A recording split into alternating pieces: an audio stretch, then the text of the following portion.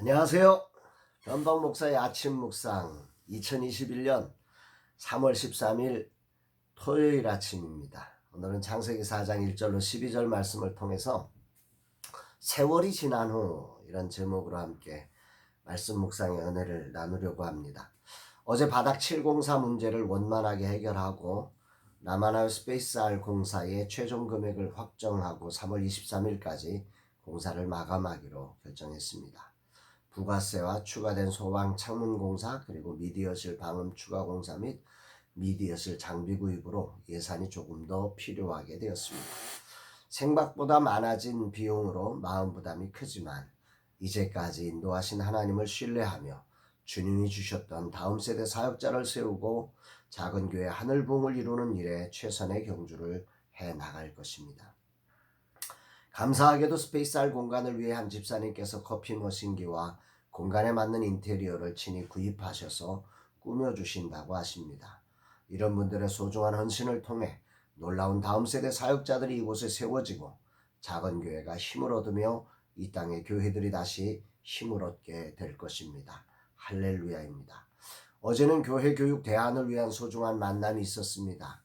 나는 다음 세대들을 위해 교회 교육에 대안 없이 교회가 새로워지기 힘들다고 생각하며 이 부분에 많은 관심이 있습니다.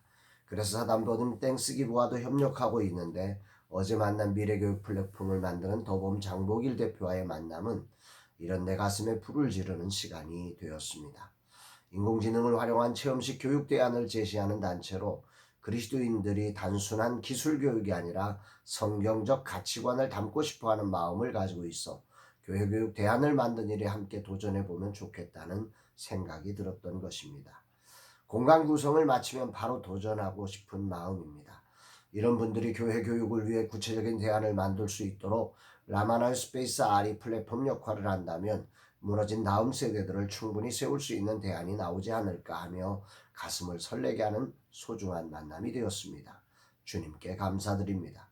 내 머릿속에는 나올 수 없는 것들을 이렇게 연출해 주시고 또 내 힘으로 할 수 없는 것을 많은 후원자를 통해 준비하시며 이 길을 걷게 하시는 전능하신 하나님을 진심으로 찬양합니다. 할렐루야입니다. 주일을 준비하는 날 주님은 내게 뭘 말씀하실까? 오늘 본문에는 가인과 아벨의 탄생과 그들이 드린 제사로 인해 갈려진 인생의 삶을 그려주고 있습니다. 그 핵심에 가인과 아벨이 드린 제사가 있습니다. 3절 4절 6절 말씀입니다. 세월이 지난 후에 가인은 땅의 소산으로 제물을 삼아 여호와께 드렸고 아벨은 자기도 양의 첫 새끼와 그 기름으로 드렸더니 여호와께서 아벨과 그의 제물은 받으셨으나 가인과 그의 제물은 받지 아니하신지라 가인이 몹시 분하여 안색이 변하니. 세월이 지난 후에 이 단어가 처음으로 이렇게 마음을 끄는 단어입니다. 인생은 무엇이든 시간이 지나야 합니다. 처음에 출발해 악한 마음으로 출발하는 사람은 별로 없지요. 그러나 세월이 흐르며 그 과정에서 연출되는 많은 일들이 우리의 마음을 변하게 만들곤 합니다. 성장하느냐, 변질하느냐, 이게 달라지는 거죠. 가인과 아벨도 그렇게 아담과 하와가 에덴 동산을 쫓겨나 하나님의 은혜로 가죽 옷을 입고 살면서 자녀들에게 얼마나 하나님을 예배하고 그 말씀에 순종해야 하는지를 가르쳤을까요? 하지만 세월이 지나며 자칫 형식만 남고 본질은 흐트러지는 일이 벌어지곤 하는 것이 우리 인생 아닙니까? 세월이 지나 가인과 아벨이 모두 하나님의 은혜를 기억하며 감사의 제사를 드리게 되었습니다. 그런데 하나님은 아벨의 제사는 받으시고 가인의 제사를 받지 않으셨고 그래서 가인은 몹시 분하여 안색이 변했다고 합니다. 이런 상황이면 나라도 그랬을 것 같습니다. 그런데 오늘 본문에는 이 두 제사 즉 예배의 차이를 가르는 한 단어가 등장합니다. 첫이라는 단어죠. 베코라라는 이 단어는 말 그대로 처음 낳은 것, 장자권을 의미할 때 사용되는 단어입니다. 이 단어를 통해 가인과 아벨의 제사 속의 차이를 유추해 보면 이런 것이죠. 가인은 땅의 소산으로 제물을 삼아드렸고 아벨은 양의 첫 새끼와 그 첫 새끼의 기름을 가지고 하나님 앞에 드렸다는 것입니다. 그러니까 가인은 땅의 소산 즉 열매 중에 구별함 없이 그 소산을 제물로 드린 것이지. 그러나 아벨은 그것의 첫 것을 드렸다는 것입니다. 이 둘의 차이는 마음의 차이일 뿐입니다. 가인은 세월이 흐르며 하나님을 향해 드리는 제사에 형식을 맞추었지만 아벨은 세월이 흘렀음에도 여전히 하나님을 향해 자신의 마음을 드리고 있었다는 것이죠. 무릇 지킬 만한 것보다 더욱 내 마음을 지키라는 잠언의 말씀이 생각이 납니다. 세월은 우리로 마음이 아닌 형식을 지키는 자로 만들어 가려고 합니다. 결국 인생의 싸움은 누가 마음을 잘 지켜내느냐의 싸움이라고 생각됩니다. 오늘 주님은 내게 거룩한 주일을 준비하면서 내 첫 마음을 가지고 주일 예배에 나아가라고 요청하십니다. 아니 내 안에 가인처럼 형식만 지키고 있는 마음을 진단하시며 돌아오라고 요청하시는 것입니다. 주님 그렇습니다. 가인에게 있던 세월이 흐르며 마음을 놓쳤던 일이 저에게도 있음을 자백합니다. 다시 마음을 새롭게 하여 첫 마음으로 예배를 준비하는 자가 되게 하옵소서.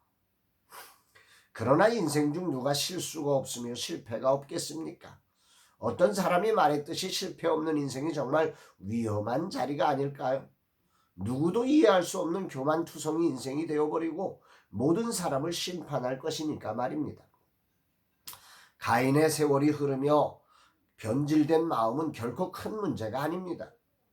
하나님은 그에게 찾아오셨고 그를 만나주시며 그에게 알려주십니다.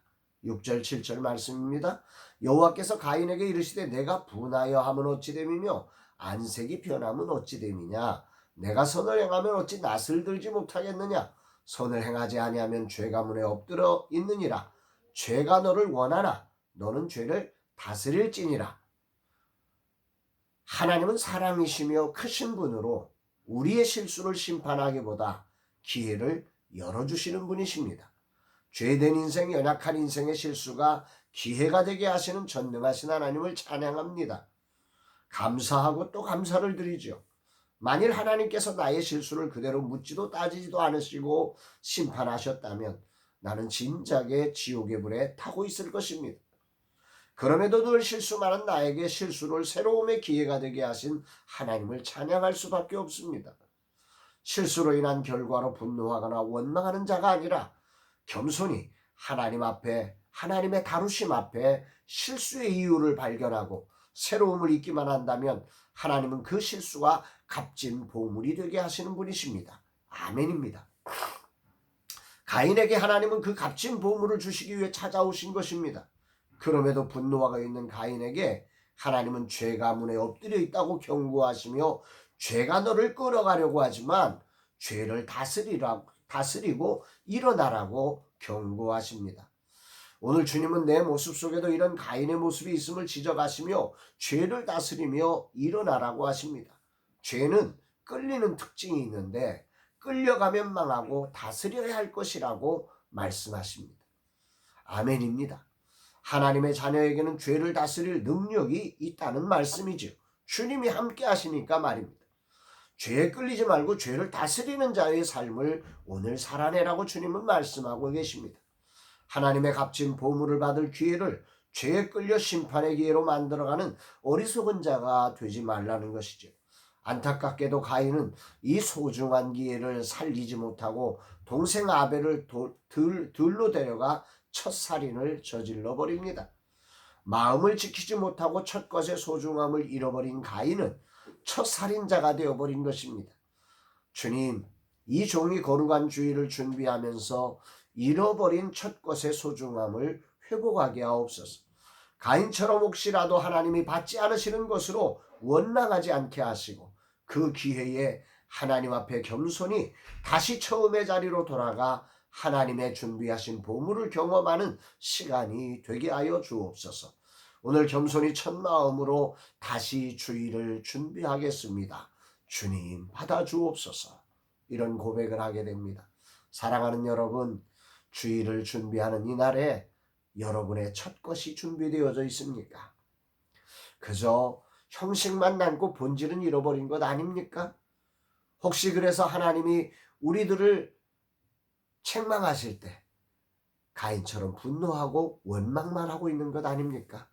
다시 그 첫 자리에 회복의 자리로 돌아가 하나님의 숨겨진 보물을 경험하는 우리 모두가 되었으면 참 좋겠습니다. 사랑합니다, 여러분.